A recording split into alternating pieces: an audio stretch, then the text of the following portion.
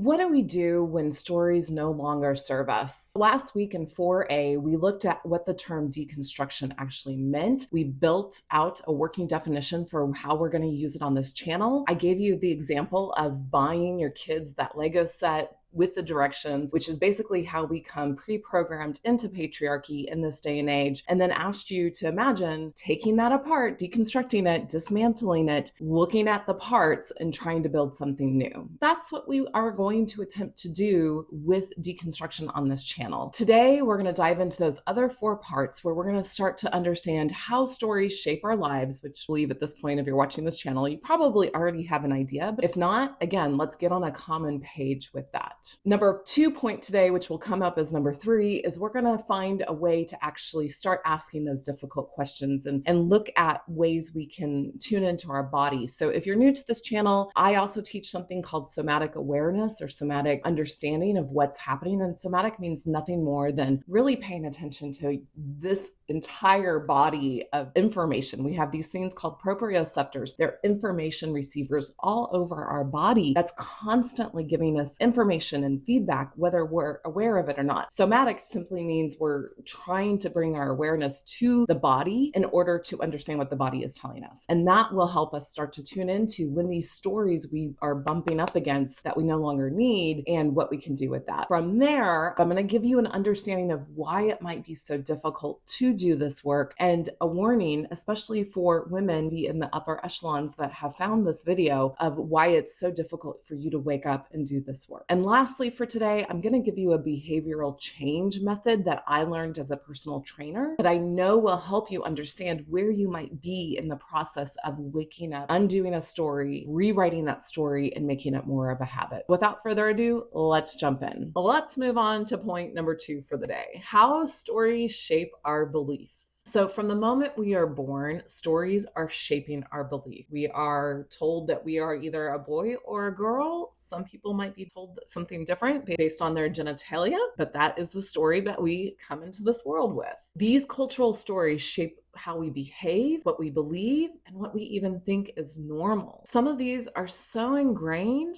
that it takes a lot of work to start to see them. And once you see them, though, you're not going to be able to unsee them. The earliest stories are based on our child's play. And this is something that I'm becoming even more intimately aware of over just the last couple of weeks in my own life. So I want to read you something from a Substack piece of one of the authors that I follow just intimately. I love her work. This is from Bonnie Marcus. She writes on Substack under Own Your Ambition. That's a tongue twister. Say that one 5 times fast. And this is from January 15th of 2025. It's in the post, What on Earth Are We Teaching Girls? She wrote this article or this post about Jodi Bondi Nagard's book, More Than a Doll: How Creating a Sports Doll Turned into a Fight to End Gender Stereotypes. And what she says in this book is just, so poignant for what we're talking about here. Toys, books, and media are more than just entertainment. They're powerful tools that shape a child's understanding of the world and their place in it. According to Nagard, early experiences lay the foundation for how children see themselves and others, influencing their aspirations, opportunities, and choices throughout life. These formative influences ripple outward, affecting workforce diversity, economic strength, community and political leadership, household dynamics, and ultimately the progress of gender equality. When we provide children with diverse, creative, and inclusive play options, we foster the belief that everyone, regardless of gender, can dream boldly, achieve freely, and lead confidently. However, this is not what's happening, right? Instead, the toy industry, with its relentless focus on princess fashion and beauty, has quietly shaped how girls see themselves and how society sees them. These toys tell a singular story: that a girl's value lies in how she looks, not in what she can do. So again, this goes back to point number 2 that we're trying to make on how stories shape our lives. Most of the time, girls are sold products that shape what they are supposed to do in society. They're supposed to look like a princess, act like a princess, behave like a princess, be quiet. They're supposed to be seen, not heard. And they're supposed to be caregivers, whether it's nurses or mothers or teachers. They're supposed to be the support behind the system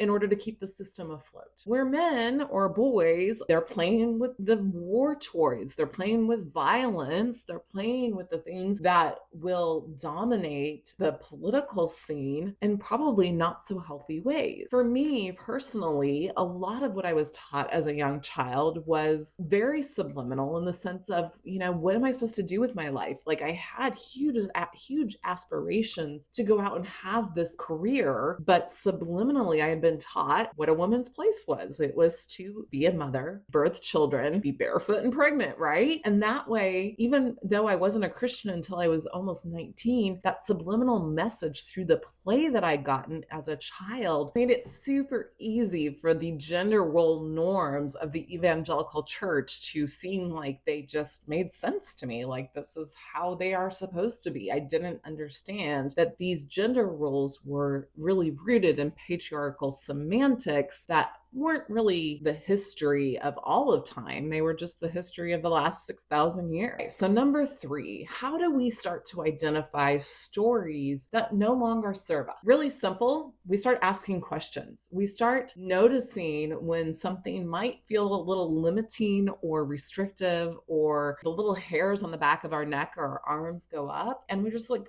you have that moment like, wait a minute, is that a patriarchal belief built into all of this that I'm believing about this story, about my life, about my place in the world? And we just start asking questions about it. We'll go much deeper into all of this in the next 6 videos, but for now, here are some questions you might want to jot down. Who benefits from this story being true? What assumptions does this story make about me, others, and the world around me? Does this story bring clarity, or does it make me feel small or trapped? Why do we assume people in the past hold the certificate of truth, one that we cannot seem to find in today's day and age? Were these people in the past, somehow more privileged, smarter, or wiser than us? Evolution would argue that they are not. Here's a little application of how this went down in my own life. I was married about, I think, 7 years when I woke up to the fact that I was not in a healthy marriage, where marriage was just difficult because marriage is difficult. I was in something people would call a verbally abusive marriage. Making that discovery, I started asking a lot of questions and came down to an understanding within another 2 or 2.5 years it took me to get there. But over time, I came to understand that gender roles had something to do with domestic abuse that I was experiencing, and that seemed to be on the rise. Maybe it's because it was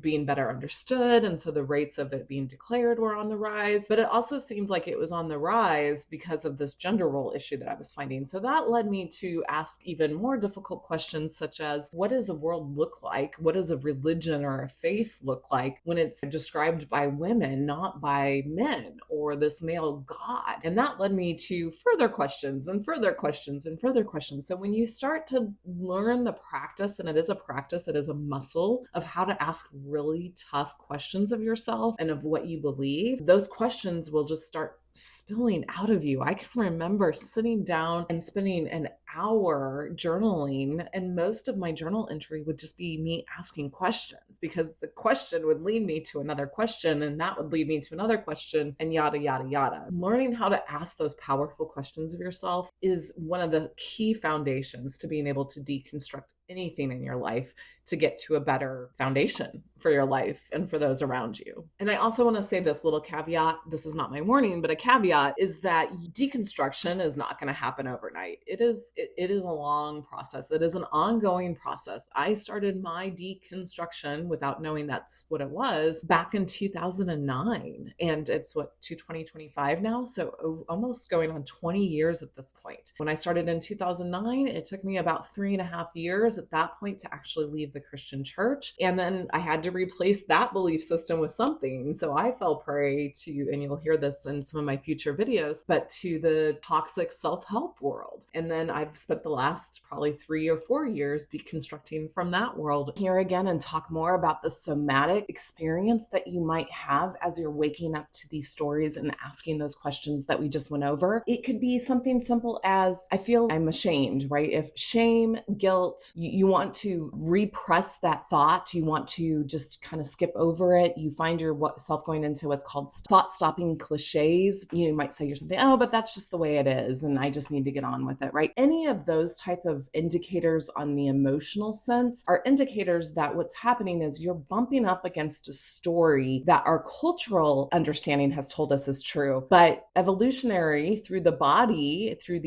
experience of living on this planet for 300,000 years before the 6,000 years of patriarchy happened, your body is telling you there might be a different story. So instead, though, of questioning whether or not the story is accurate, we typically go to questioning ourselves and policing ourselves and doing whatever we need to do to get back in line with that cultural story, instead of doing the uncomfortable work to wake up and say, hey, is it really me that's wrong here? Or perhaps it's the cultural story. Other things, depression, anger, rage that you can't name could also be indicators to this. Trauma responses to somebody doing something really small could indicate that you are oppressing and policing yourself in these areas as you start to wake up. There's so much more. I can't get into all of it, but those are some of the symptoms that you might experience, or some of the signs that you will potentially experience as you wake up, to start questioning, is this really how it needs to be? Is this really healthy? Or is this pre-programmed Lego set instructions per patriarchy that I am trying to force myself to build and maintain versus doing the work of deconstruction? Right. Point number 4, why does deconstruction feel so uncomfortable, and what is my warning here? When you start to deconstruct something, you are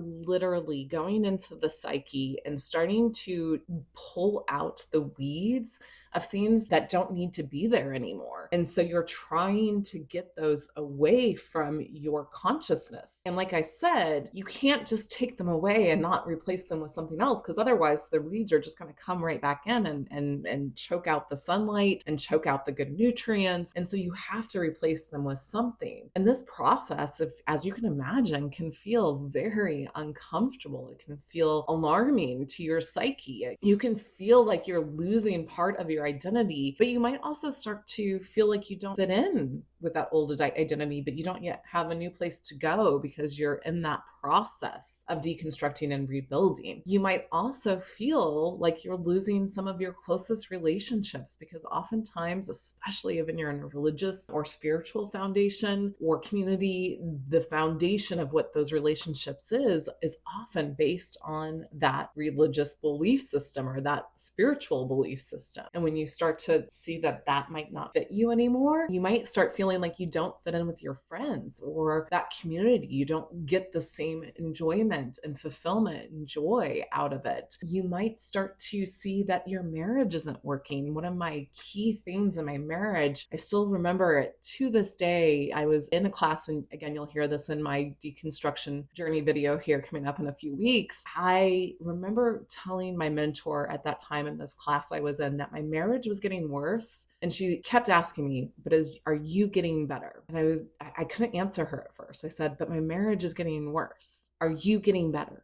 You're not hearing me. My marriage is getting worse. She's like, no, you're not hearing me. Are you getting better? And when I was finally able to say, well, yes, I just had to sit in that really uncomfortable spot. So here is my warning for you. Deconstruction is not this like ether. That's why I was trying to bring it down out of the ethers. It is a real practical tool to dismantle things in your life that are no longer serving you, but not just in your life, but also your society. And this could get really uncomfortable for a lot of us. And the reason I mention this is because as a white woman who has become dependent on a male financially for my family's well-being, for my children's well-being, for my own personal well-being, I think this is a huge piece that we have to be aware of as a society, as this channel, and as white women trying to remove ourselves from patriarchy, is that unlike some other races, white women are the ones that have benefited the most, and I put that in quotation marks, from patriarchy, where we are oftentimes the ones that are able to stay home with our children financially. But on the flip side, that puts us in a financial abusive potential, right? Where we don't have the financial means if we start to deconstruct and see that we are not living in the healthy system, that we are living in a toxic, abusive system. We might not have the financial means to get ourselves safely out of that and to take care of our kids at the same time.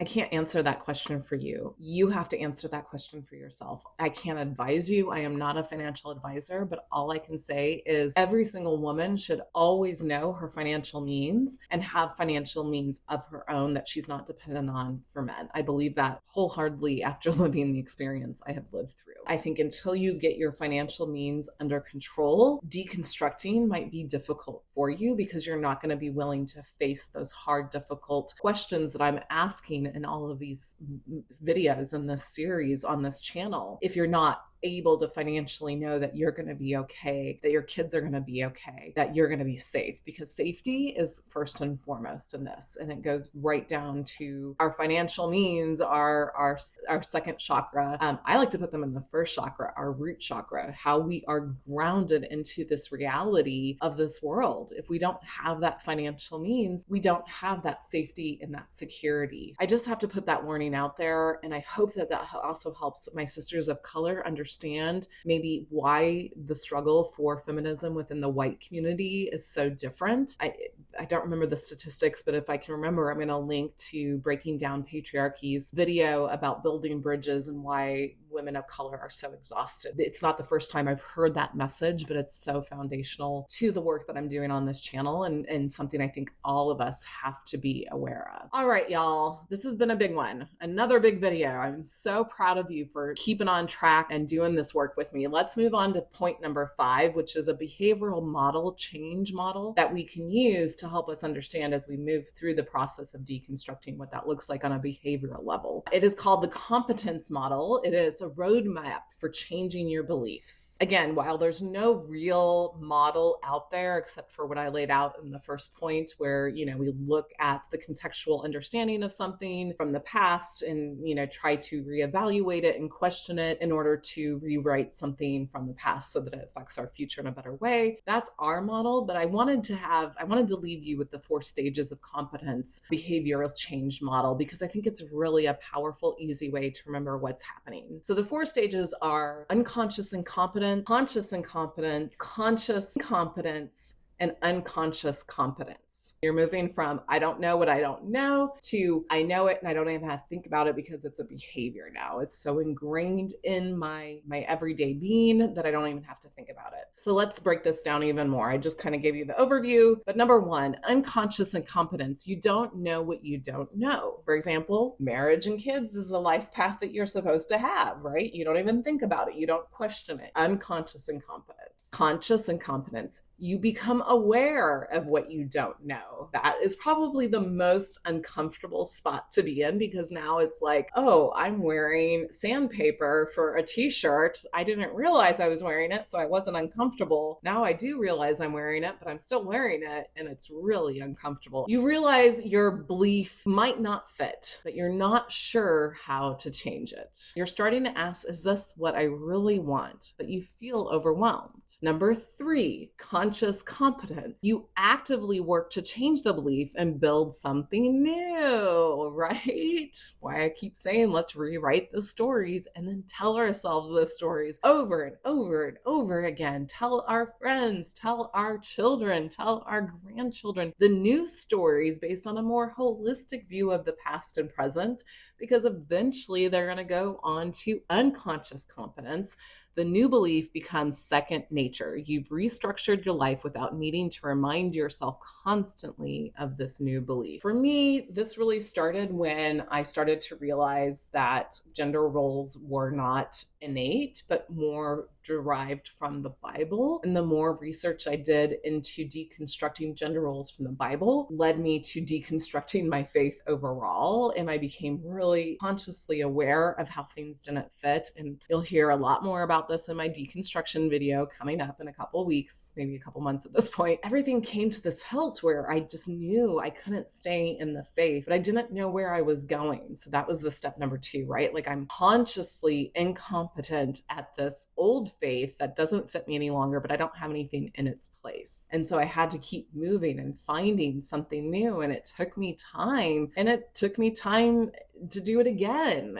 8 years later, I found myself having to leave another belief system and ask that big question, what is next? What do I do now with all of this that I've experienced that no longer fits me? How do I replace that? And that's actually what you're seeing me do. I'm in the process of number 3, becoming consciously incompetent at a new skill set, doing these videos, teaching all this stuff that I've learned, and helping us become unconsciously competent in these new skills. So now we have a working definition from 4A and from this episode, and we understand how stories can shape our beliefs, how to start questioning those stories intellectually, but also listening to our body. We have a little teaser, if you will, of how to do that, to listen to the body, to understand if there is questions that need to happen of those stories. We understand why this work is super uncomfortable, and we also understand the behavioral change method of what it takes to move from waking up to these uncomfortable stories that have programmed us and working through the change. And again, this process does not happen overnight. It took 2,500 years, for example, for patriarchy to anchor itself into the psyche. It wasn't like overnight people woke up and were like, hey, we're going to do patriarchy and that's going to be the structure now. And it's going to be all about power and domination and manipulation and control and narcissists and egos and yada, yada.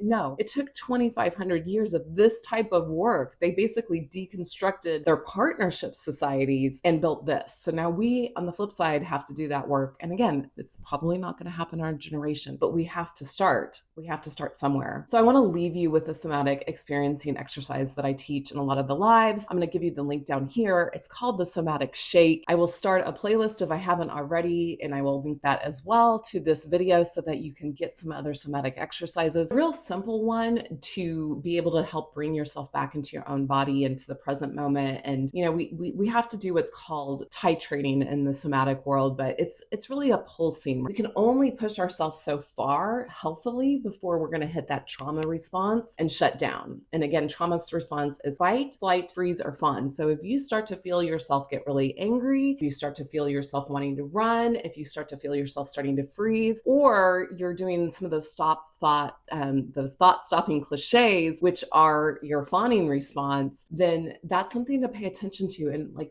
pull back. You're not going to do this overnight. One of the ways is just to touch your body and to give yourself some squeezes, right? Really good in the upper body and then the loins. I don't know if you can see me on the video, but the loins, you know, here, let me stand up, try to keep my face in the video, but real firm pressure will bring you back into the present moment. Looking outside at nature, seeing the trees, seeing the birds, seeing how beautiful they sing. Any type of real time present awareness will help stop that trauma response from going further. So moving forward, we're going to dive into really understanding history from this perspective that I've built for us over these last 4 videos, and myths and where these two might cross paths and what might be more myth than history and why that's so. I'm so excited about these next couple of videos. So make sure you are following me, make sure you're subscribing, make sure you have the playlist saved, and again, telling your friends about this series and how they can get caught up with us so that they can enjoy deconstructing patriarchy with us and help us create the new stories that we're moving towards. Here are some of the questions we're going to be asking in the next videos. Who decided which stories became truth, and how can we understand and decipher truth versus fact versus story? Can we trust the past? And how can we move forward with both critical thinking and compassion? As a reminder, when I said at the beginning of the video, what we're doing in these videos in this series is we're deconstructing or dismantling how society was built to understand the patriarchal structure that became invisible underneath it all. To sign off, I want to ask you one question that you'll leave a comment and get this conversation started down below. But what is one story you can look back on in your life, whether it be more of a family story maybe, or a religious story from your spiritual path, or a cultural story from society at large, that you are now starting to see through a different lens after these first 4 videos?